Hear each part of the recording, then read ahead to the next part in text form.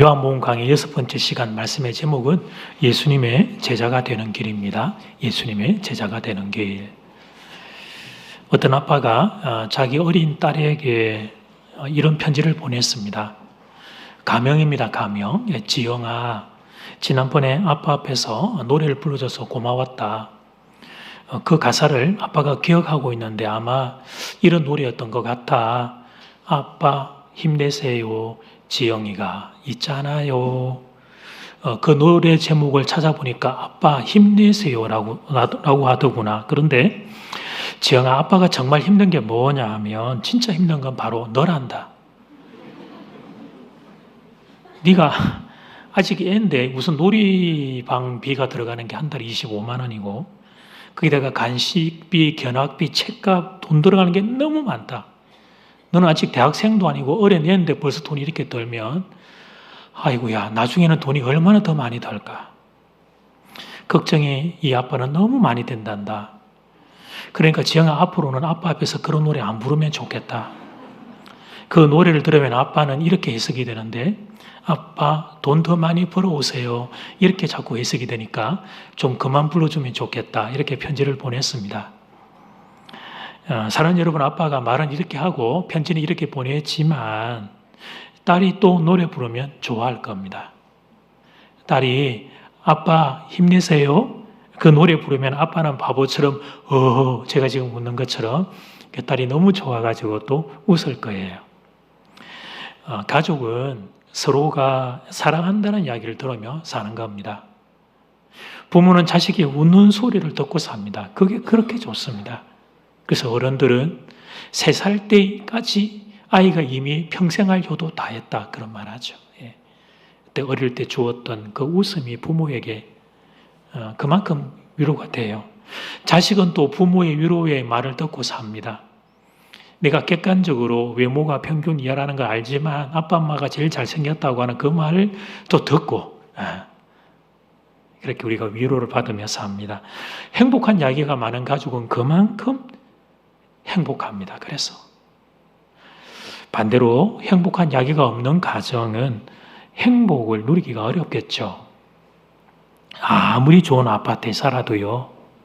100평까지는 한번 과외하러 가봤던 것 같긴 한데 위아래층 합쳐가지고 통으로 그런 아파트에 살아도 행복한 이야기가 없으면 그 가정은 행복할 수 없습니다. 그래서 여러분, 행복한 이야기를 많이 해야 돼요. 많이 듣고 많이 하고 그렇게 우리가 살아야 합니다. 그래야 여러분, 우리의 가정이 행복할 수 있습니다. 그런데 이것은 가정만 그런 게 아니고 인생의 다른 모든 영역에 동일하게 적용이 됩니다. 무슨 이야기를 우리가 많이 듣느냐, 내가 무슨 이야기를 주로 많이 하느냐에 따라서 우리들의 인생의 모습도 결정이 됩니다. 자, 오늘 첫 번째, 예수님 이야기를 듣고 전해야 합니다. 예수님 이야기를 듣고 전해야 합니다.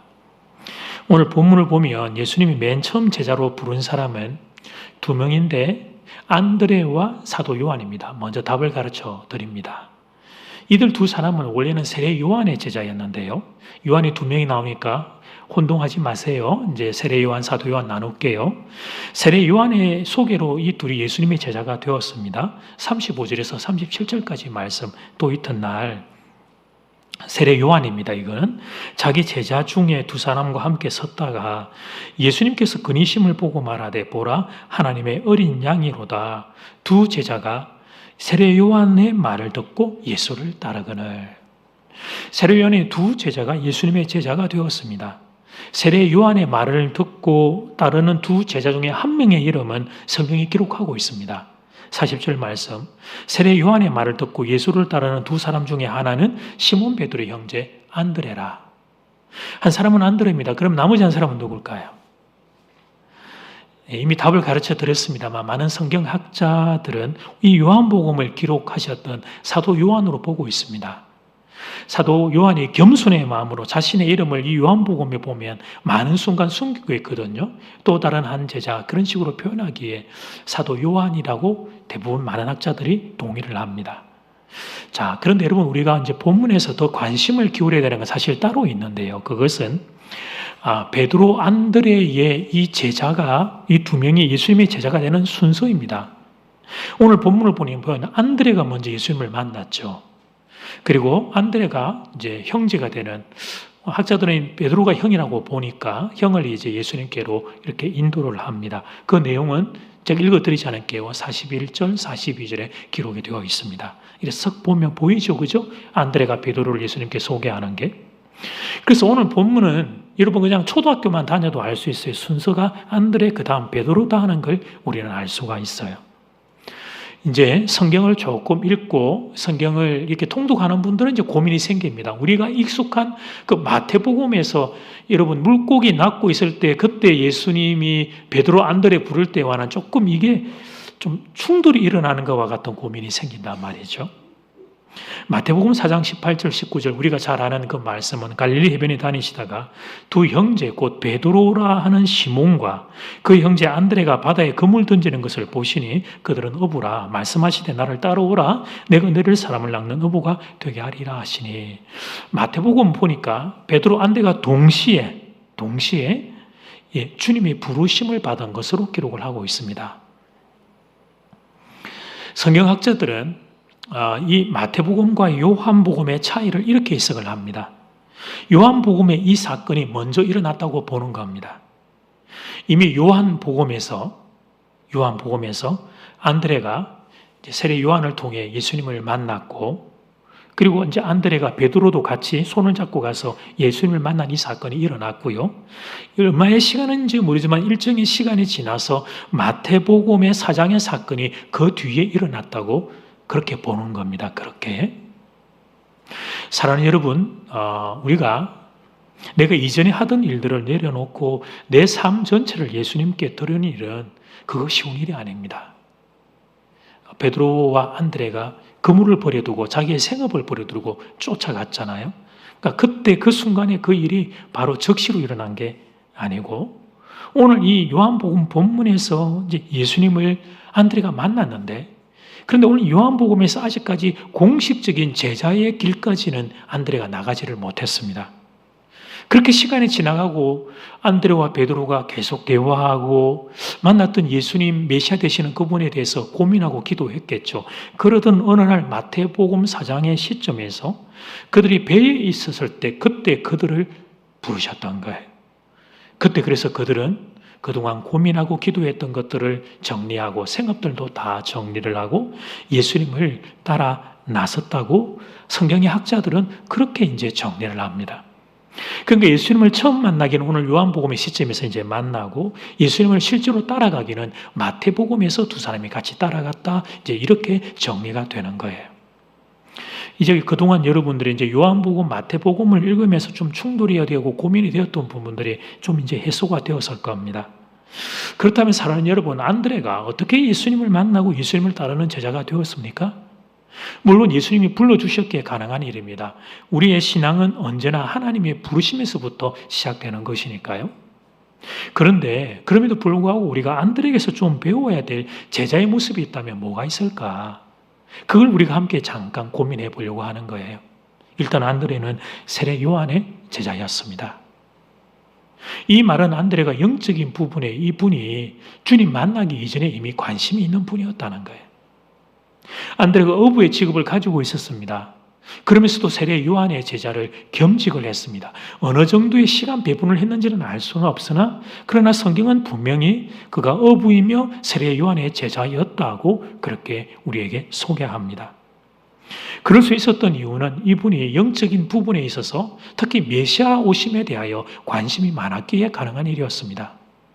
그러다가 스승이었던 세례 요한을 통해 내가 아니고 진짜는 뒤에 있다, 그렇게 예수님을 소개받죠. 36절 말씀, 예수께서 근위심을 보고 말하되 보라, 이 세례 요한이 제자들에게 한 이야기예요. 하나님의 어린 양이로다.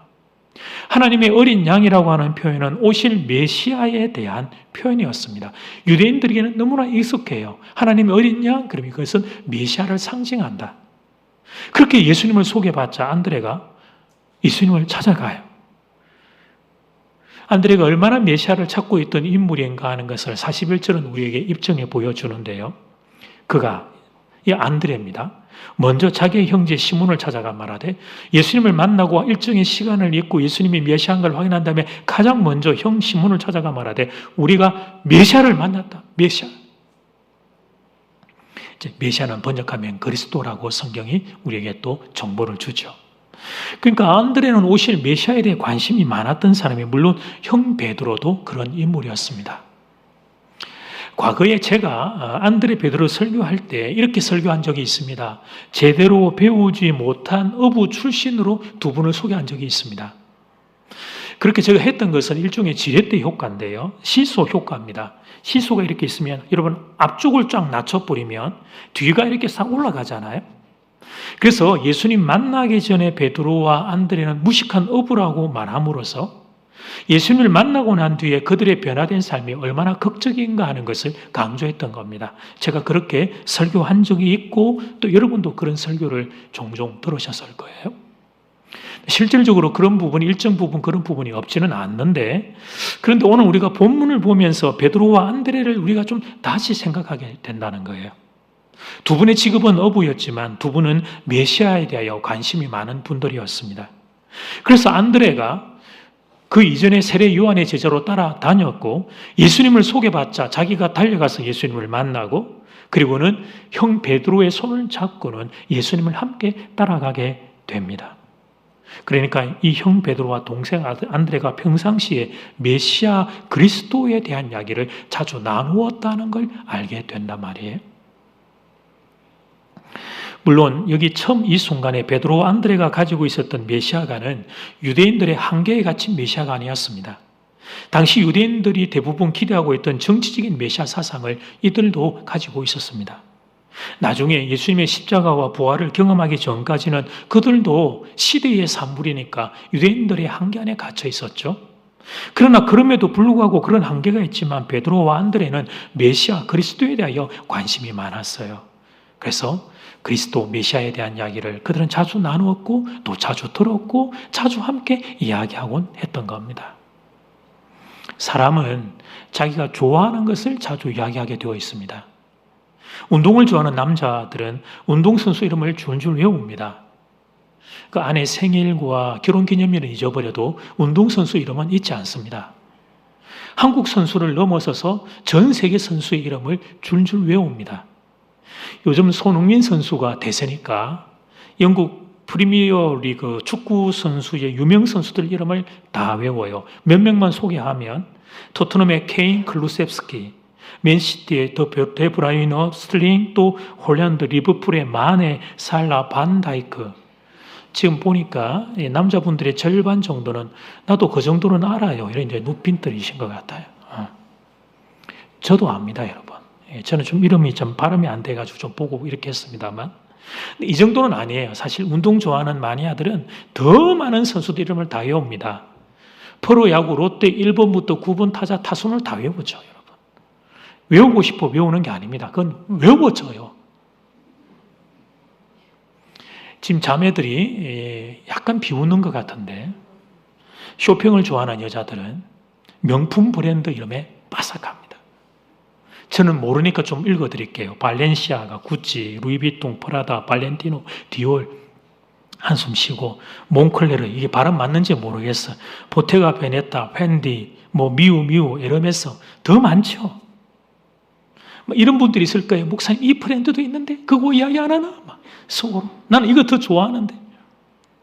이렇게 어려운 이름을 술술 외웁니다. 좋아하니까 그래요. 늘 자주 이야기하니까 그렇죠. 외우려고 외우는 게 아닙니다. 외워져요. 너무 신기해요. 자연스럽게 묵상이 되고 암송이 되고 이런 배경을 가지고 오늘 본문을 다시 이렇게 한번 싹 들여다보면 안드레의 모습이 떠오릅니다. 형 베드로와 오실 메시아에 대한 이야기를 평상시에 주고받고 있는 안드레의 모습이 떠오릅니다. 그러다가 세례 요한이 등장하자 야, 이분은 메시아에 대해서 알 것 같다. 그리고는 메시아에 대해서 더 알고 싶어 세례 요한을 찾아가 제자가 되고 그리고 세례 요한이 나는 아니야. 이 예수님이 진짜야. 그러니까 또 예수님을 또 찾아갑니다. 그 예수님과의 일정 시간을 통해서 오늘 보니까 10시에 만났다 되어 있는데 일정 시간을 통해 메시아라는 걸 확인을 하자. 이번에는 또 형 베드로에게 찾아가서 형, 나 메시아 진짜 만났어. 우리가 기다리던 그리스도를 만나서 그렇게 감격을 그가 전하죠. 그러니까 이 평상시에 메시아 그리스도의 이야기를 듣고 말하고 주고받고 있는 안드레와 베드로의 모습을 우리는 본문 속에서 이제 이렇게 입체적으로 이렇게 이렇게 보게 된단 말이에요. 자, 이 말씀을 이제 충분히 이해하고 우리의 모습을 한번 돌아볼까요? 어떻습니까, 여러분? 여러분은 예수님 이야기를 자주 하십니까? 예수님 이야기를 자주 듣고 자주 전하고 하십니까? 주일날 여러분 설교 말씀 듣고 돌아가서 월요일부터 토요일까지 한 번이라도 가정 안에서 들었던 말씀 가지고 또 이런 이야기 저런 이야기 내가 받은 은혜의 나눔 적용 여러분 그런 흔적들이 여러분 있나요?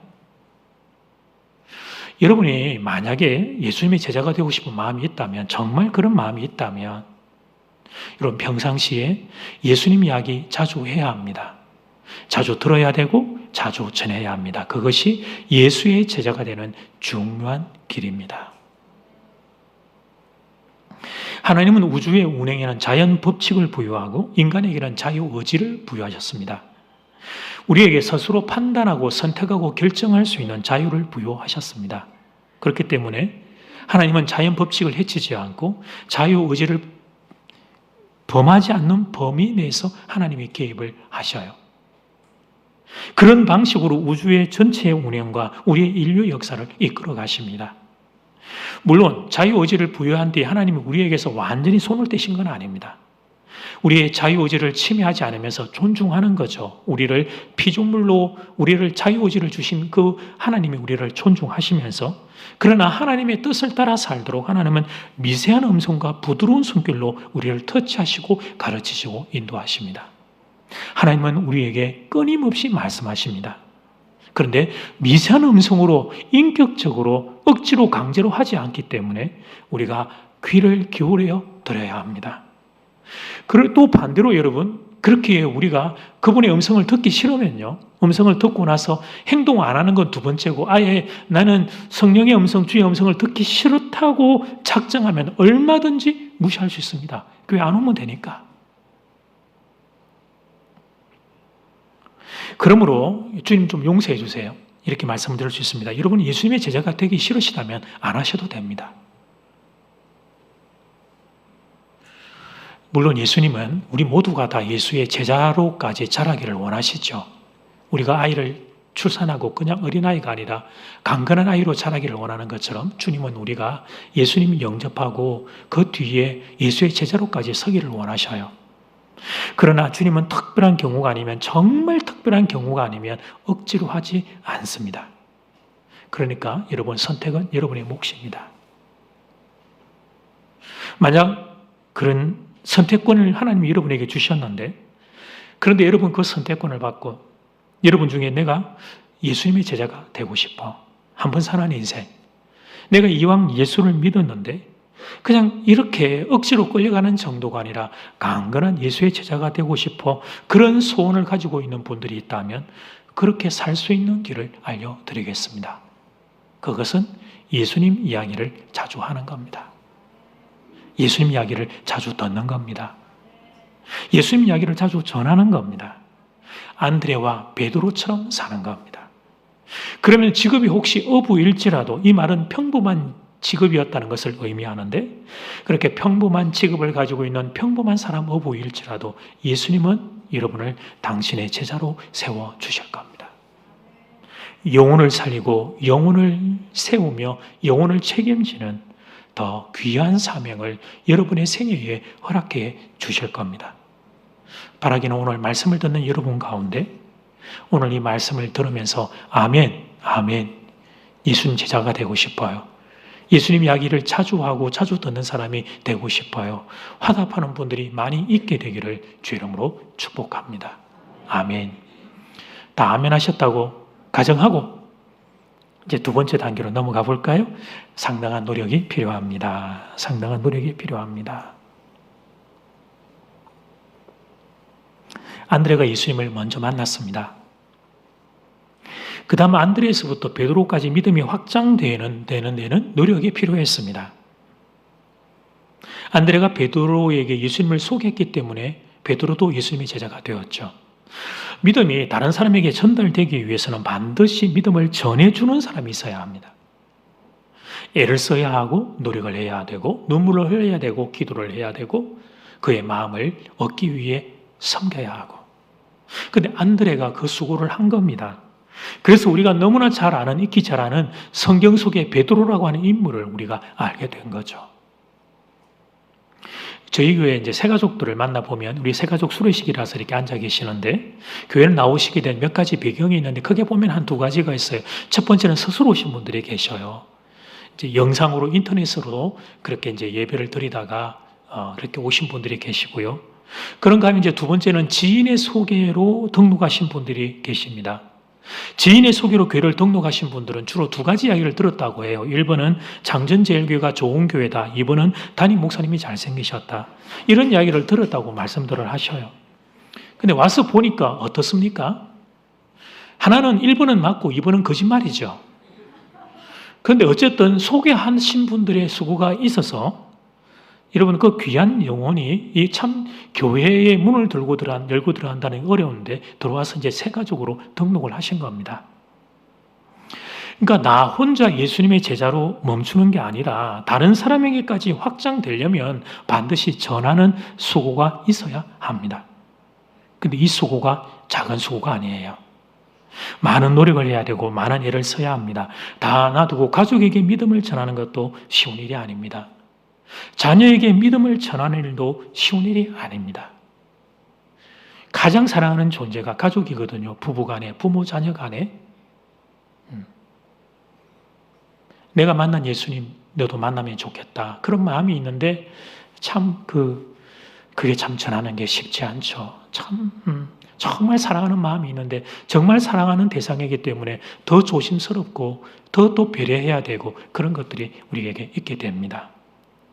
최근에 제 선배 목사님 중에 이인우 목사님이라는 분의 설교 말씀을 들으면서 한국교회의 영적인 수치를 몇 가지를 좀 듣고 저도 좀 찾아봤어요. 그래서 그 내용 중에 좀 수정하고 보완한 내용 몇 가지를 여러분과 함께 좀 아픈 마음으로 나눌까 합니다. 여러분 대한민국의 자살률이 OECD 국가의 1위라는 거예요. 뭐 이미 다 알고 있죠. 청소년 자살률이 궁금해서 좀 찾아보았습니다. 얼핏 이렇게 인터넷에 보니까 뭐 세계 이게 OECD 국가 1위라고 되어 있는데 정확하게 조사하니까 1위는 아니에요. 그런데 상위에 랭크되어 있고 더 안 좋은 건 뭐냐면 이게 추세가 계속해서 자살률이 높아지는 추세로 가고 있어요. 2020년, 21년의 수치를 보니까 인구 10만 명당 10대, 20대의 자살률이 11.1명입니다. 세계 거의 5위, 6위 정도에 해당하는 수치예요. 10대보다 20대가 좀 더 높았어요. 그러니까 20대가 더 이 땅 가운데 살기가 힘들구나 하는 걸 알게 되었습니다. 더 심각한 문제는 뭐냐면 대한민국의 10대의 보호마율이 4%입니다. 4% 미만. 여러분 일반적으로 어떤 한 영역에 한 공간에 5% 미만이면 미전도 종족으로 봅니다. 대한민국의 10대는 미전도 종족입니다. 우리 교단의 경우 대한민국에서 가장 큰 교단입니다. 대한예수교장로회 합동측 교단이 통계에 보면 전국에 주일학교 없는 교회가 50%가 넘고 청소년 보호가 없는 교회는 70%가 넘습니다. 한 20년 정도 지나면 통계가 뭐죠? 우리 인구가 줄고 있잖아요. 그런 일이 안 올 거예요. 그러지만 죄송한데 그런 날이 옵니다. 통계는 보여주는 것은 시간이 지나면 미래가 그렇게 된다는 걸 보여주는 거죠. 특별한 변수가 없으면. 교회도 한 20년 정도 지나가면 여러분 어른들만 남게 될 거예요. 지금 사실 이미 그렇습니다. 대한민국 교회 95%가 가서 보면 평균 연령이 60세, 65세 이상이죠. 한국의 큰 대형 교회들 5% 정도.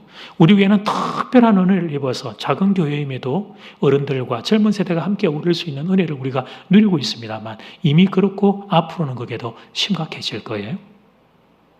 그런데 여러분 이런 어떤 수치만 문제가 되는 게 아닙니다. 우리 자녀들이 실제로 살아가고 있는 그들의 삶의 현장들, 그곳에서 이 아이들이 보고 배우는 이 아이들의 정신세계를 지배하고 있는 세계관과 가치관은 더 큰 문제입니다. 우리 아이들은 매일 학교와 세상에서 왜곡된 세상의 가치관을 배우는 중입니다. 대표적인 예가 차별금지법이에요. 우리 아이들은 여러분 세상에서 이렇게 배워요. 왜 성적인 취향을 교회는 이해를 못하는가? 왜 성적인 자유권에 대해서 자꾸 교회가 그걸 그렇게 건드리려고 그러느냐? 그래서 교회를 무식하고 인권을 침해하는 단체인 것처럼 그렇게 매도를 합니다.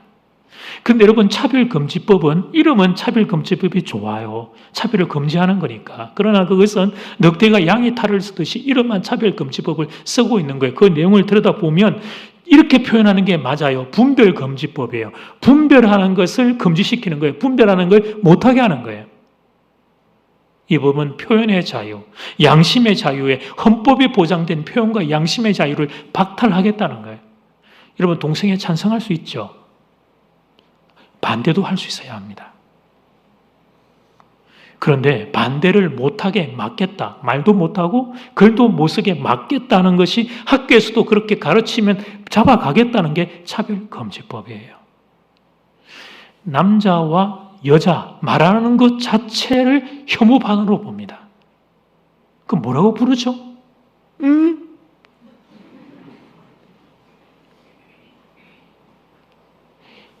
영어로 he, her 이렇게 부르면 그게 혐오 발언이라는 거예요. 그 선두에 서 있는 주디스 버틀러라고 하는 사람은 동성애자는 이렇게 말을 했는데요. 네가 나를 여자로 보는 것 자체가 성폭력, 젠더폭력이다. 그렇게 말했어요. 이게 그들이 원하는 세상입니다. 하나님은 남자와 여자로 창조하셨습니다. 하나님의 창조 질서예요. 하나님의 창조 질서를 무너뜨림으로 하나님의 창조 질서를 위반하고 사는 세상에 우리 아이들이 살게 하는 거죠. 그러니까 우리 아이들이 학교와 세상에 이걸 배워요. 성경은 진리가 아닌 것처럼, 성경은 엉터리인 것처럼 하나님의 창조 질서의 기본이 틀렸다고 배우고 있기에 그래서 우리의 자녀들에게 예수와 복음을 전한다는 건 보통 어려운 일이 아니에요. 시각과 인식이 그렇게 아이들 안에 쫙 깔려 있기 때문에 이렇게 여러분 세월이 가면 자연스럽게 우리는 마주하게 될 것은 뭐냐면 우리 한국 교회 안에 젊은이들이 없게 될 겁니다. 이것만 해도 사실은 충격이죠. 그런데 여러분 한국 교회 거기까지 생각하지 말고 그냥 우리의 자녀 인생만 생각해도 일이 얼마나 두려운 일인가를 알아야 돼요.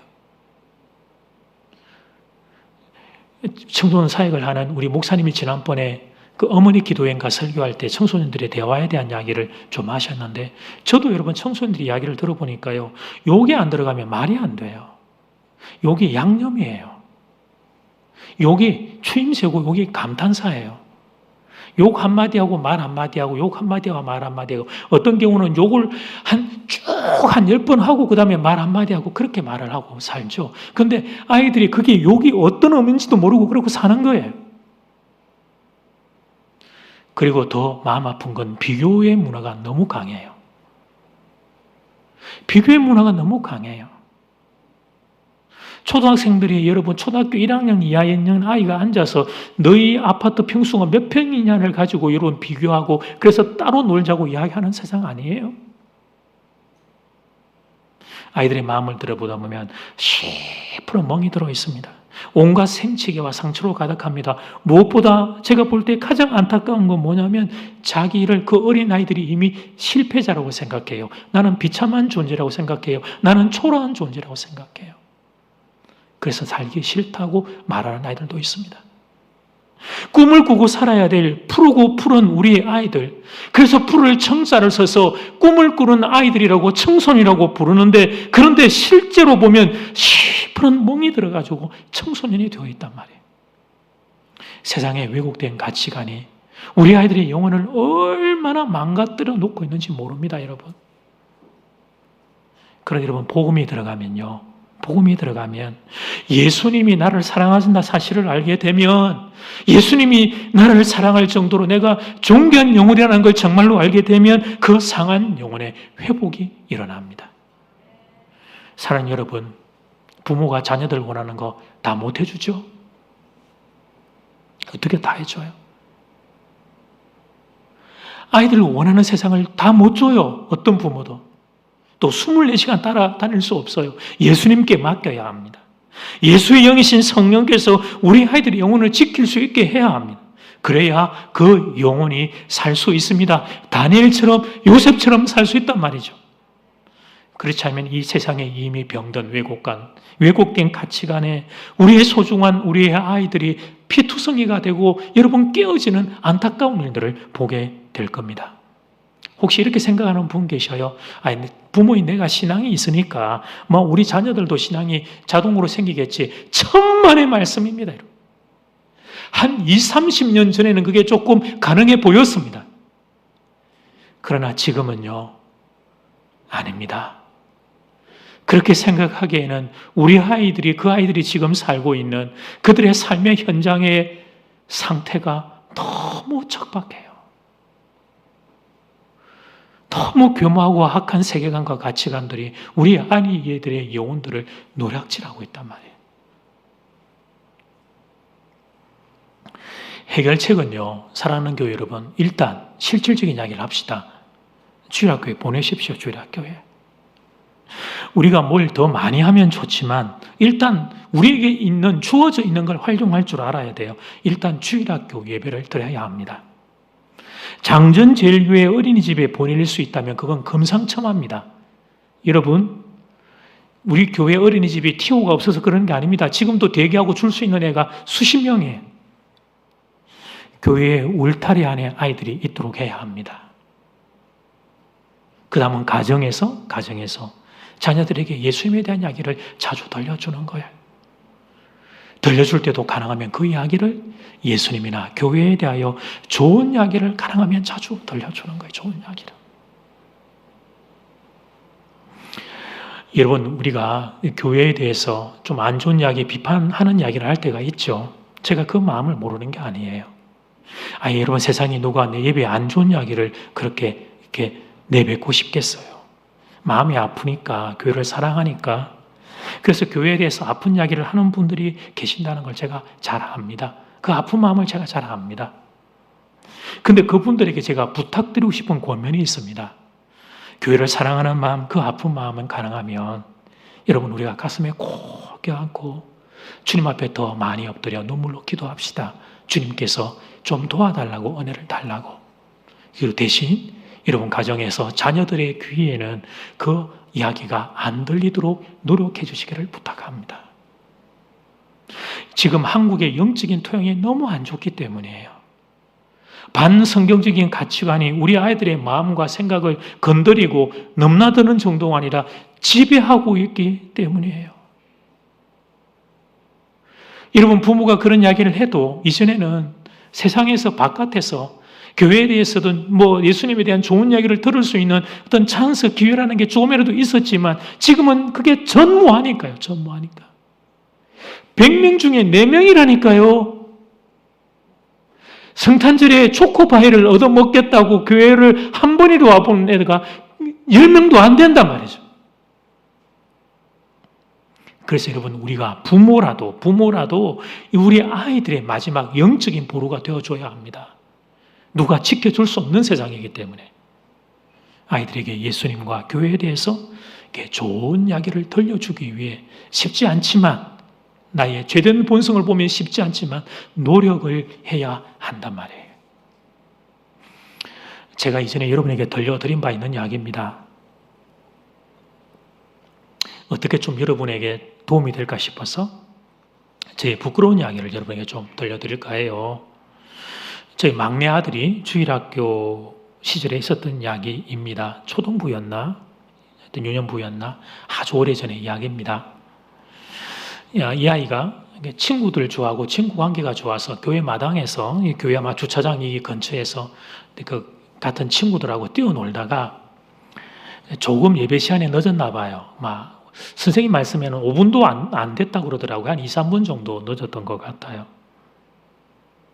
근데 그걸 제가 이제 건네듣게 되었어요. 선생님 한 분이 지나가면서 그걸 좋게 이야기해 주셨어요. 목사님, 아이고, 그 녀석이 친구 관계가 얼마나 좋은지 막 땀을 뻘뻘 흘리면서 신나게 그렇게 막 놀다가 그렇게 한 몇 분 늦게 들어왔어요. 그러니까 선생님은 저에게 늦게 들어온 게 문제라고 이야기한 게 아니라 그 정도로 친구들 관계도 좋고 리더십도 좋고 다 친구들 데리고 이렇게 왔다. 그렇게 이야기를 해 주셨어요.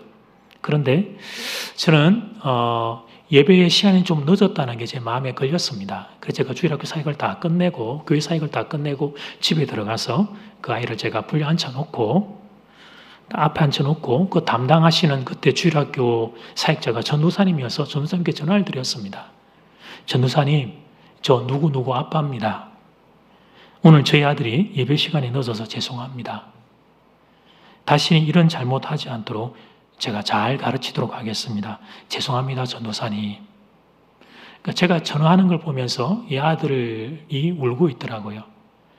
자기가 생각할 때도 아빠가 담임 목사인데 전도사님께 죄송하다고 이야기하는 게 자기 때문인 것 같아서 그래서 그게 미안해서 울었던 것 같아요. 그러고 나서 제가 그 아이에게 한마디 덧붙였습니다. 주일학교 전도사님 말씀 잘 들어야 한다. 주일학교 선생님 말씀 잘 들어야 한다. 그분들이 너를 정말 사랑하는 분이다. 아빠, 엄마 말고 누가 너를 위해 울면서 기도해 주겠니? 그분들은 정말 좋은 분들이시다. 그렇게 이야기를 했던 기억이 있는데요. 사랑하는 여러분, 제가 부모와 자녀 이야기를 들려드렸습니다만 다른 관계도 동일합니다. 가능하면 신앙에 전진이 일어나는 말들을 하면 좋습니다. 특히 신앙이 어린 사람들에게는. 우리의 영적인 토양이 지금 너무 척박하기 때문에 너무 척박해요. 믿음은 그냥 생기는 게 아닙니다. 그냥 가만 놔두어도 신앙이 생기는 게 아니에요. 더군다나 이 시대는 그냥 가만히 있으면 우리의 신앙을 빼앗아가는 시대 세상 아니에요? 이 세상 어디서 누가 여러분의 신앙을 격려합니까? 여러분의 신앙을 깨뜨리고 해치는 세상 한가운데 우리가 다 살고 있는데 그래서 노력을 해야 돼요. 신앙의 좋은 이야기를 전해야 합니다. 자꾸 전해야 돼요. 자꾸. 그래야 나의 사랑하는 사람들이 믿음이 생길 수 있고 믿음이 자랄 수 있습니다. 맛있는 식당 전도자들이 있습니다. 맛있는 카페 전도자들이 있습니다. 저도 그 안에 포함됩니다. 자신이 다녀온 식당과 카페를 전도하는 거예요. 저는 전도를 넘어서서 좋은 데 갔다 오면 저희 부모님, 우리 장로님 모시고 가면 좋겠다. 그런 생각도 막 들고 하니까. 여러분, 그 식당과 카페를 전도하는 분들은 정말 맛있기 때문에 그러는 거죠. 그리고 상세하고 구체적으로 말합니다. 있잖아. 커피 맛이 그 말 해놓고 나서 벌써 느끼고 있어요. 약간 그 신맛이 나는 듯 하면서도 그 끝맛이 약간 감칠맛이 있는 게 커피 맛이 말이야. 그리고 카페 분위기가 얼마나 좋은지 마치 프랑스의 파리에 온 것 같아. 가보지도 뭐 안 해놓고 프랑스의 파리에 온 것 같아.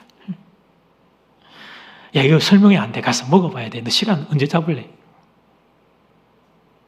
아주 훌륭한 카페 전도자입니다. 그리고 찍은 사진도 이렇게 여러 가지 보여주고, 뭐, 카톡까지 다 보내주고. 정말 좋으니까 이렇게 전도하는 거죠. 사랑하는 여러분, 우리가 예수님도 그래도 한 번씩 가다가 이렇게 전도할 수 있으면 얼마나 좋을까요? 1년에 한 번, 두 번이라도 식당과 카페를 전도하는 정도로 우리가 예수님을 전할 수 있게 되면 얼마나 좋을까요? 그러려면요, 일단 먼저 내가 예수님 만나야 합니다. 예수님 맛을 봐야 되겠죠. 내가 확신이 없을 때 전도할 수 없기 때문입니다. 그런데 오늘 이 자리에 계시는 여러분 중에 혹시 예수님에 대한 확신이 있는 분들 계십니까? 안드레처럼 저는 예수님이 그리스도라는 사실을 확실하게 믿습니다. 그렇게 고백하는 분들 계십니까? 그분들은 그러면 여러분의 베드로를 찾아가서 그 예수님을 전하십시오. 특별히 이 시대는 예수님을 전할 사람이 꼭 필요합니다. 세상 어디도 예수를 전하지 않는 시대이기 때문입니다. 세상이 온 세상이 어둠으로 덮여 있습니다. 그래서 물론 예수님을 전하는 일은 이 시대에 정말 어려운 일이기는 합니다. 각오해야 되고 노력을 해야 되고 내가 그리스도인이라는 걸 밝히는 그 순간부터 내가 갑지불을 해야 될 많은 수고와 애씀이 따라올 겁니다. 그런데 저는 여러분에게 이 부탁을 좀 드릴까 합니다. 장전제일의 교우 여러분, 여러분이 예수님을 전하는 사람이 될 수 있으면 좋겠습니다. 오늘 본문의 안드레가 될 수 있었으면 좋겠습니다. 기대와 소망과 축복입니다. 신앙이 거기까지 자라시기를, 그런 은혜가 여러분 모두에게 임하기를 주의 이름으로 축복합니다. 아멘.